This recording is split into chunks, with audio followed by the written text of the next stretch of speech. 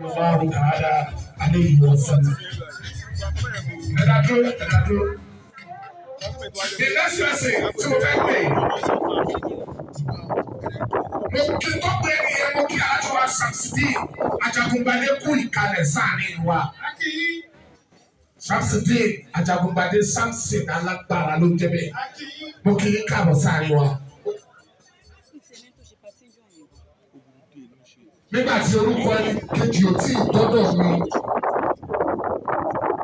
níbo lẹ fi ọba sí, níbo lẹ fi kábíyèsí orin sí. Ókè àwọn ọlọ́jọ́ kò yẹ.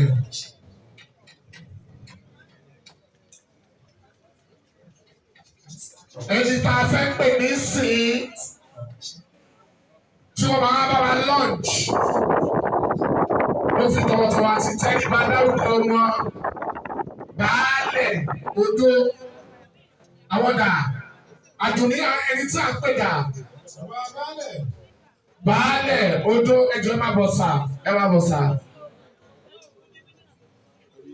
Òṣùpá ló sọ pé iṣẹ́ là ń ṣe ìwà iṣẹ́ rẹ̀. Baálẹ̀ Odó ẹjọ́ ẹ má bọ̀ sà.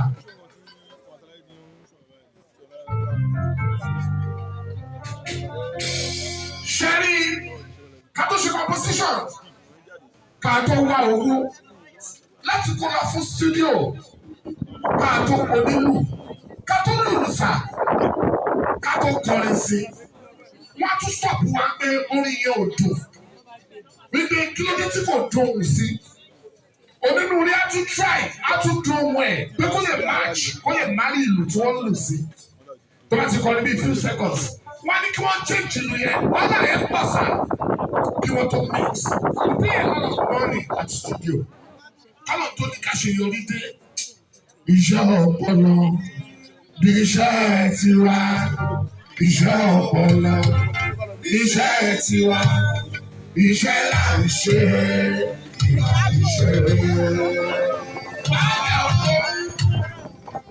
Kí lè bọ́ fún wa? Ẹ̀rù Ọlọ́run bà mí.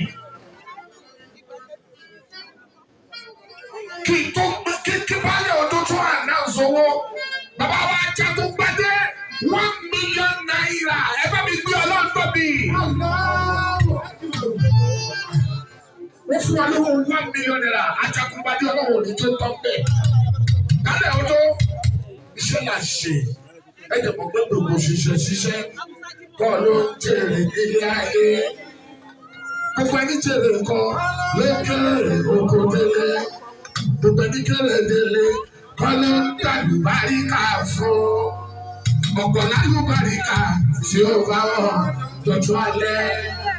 Iṣẹ́ ní ìmí àwọn lálùbáríkà tó bá mi ká. Àmọ́dá iṣẹ́ ní ìmí.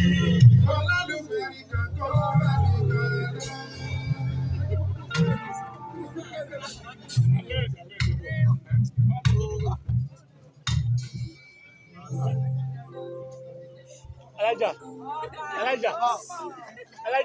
Ẹ bá mi bí Ọlọ́run tóbi. Baálẹ̀ Odó ní tóun bá tiẹ̀ fẹ́ fún lówó tẹ́lẹ̀ àbí tówó táwọn fẹ́ fi ilẹ̀ kéré jọjọ tẹ́lẹ̀. Wọ́n ní mo mú nasa àdìsí tó lágbára wá láti inú tírà Saheed Òṣùpá. Wọ́n ládìsí tí mo mú wáyé pé iṣẹ́ là ń ṣe kò ń ṣeré iṣẹ́ ọpọlọ ní iṣẹ́ wa wọ́n ní nọ́mbà 1 nílẹ̀ ní àwọn. Wọ́n ní mo tún wá lọ mú àdìsí wá nínú tírà Amọ̀dá Láwùyé pé gbogbo ṣiṣẹ́ kọ́ ló ń jèrè nílé ayé. Wọ́n ní gbogbo àwọn àdìsí tí mò ń kà sí orí àwọn yìí. Àti káwọn tún èrò àwọn pa. Baálẹ̀ Odó wọ́n fún wa ní owó ₦1 million. Account number dà. Torí pé account number ẹ gbọ́dọ̀ tẹ̀lé wọn lọ sórí ìjókòó. Account number gbọ́dọ̀ tẹ̀lé wọn lọ instant account number ó gbọ́dọ̀ tẹ̀lé wọn account number.